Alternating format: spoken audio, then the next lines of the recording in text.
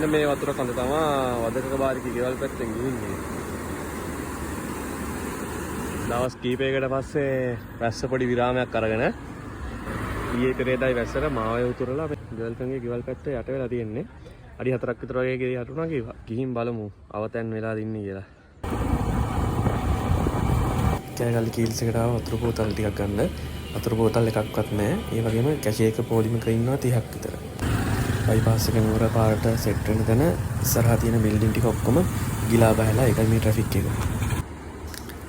දැන් මෙහෙම පාඩුවේ ගැලුවට රඹුක්කන, පලව්ව, කිරිඋල්ල, කොටදෙනියාව, කොච්චිකඩේ ගෙවල් 10 ගාණක් මෙයා යට කරලා ඉන්නේ.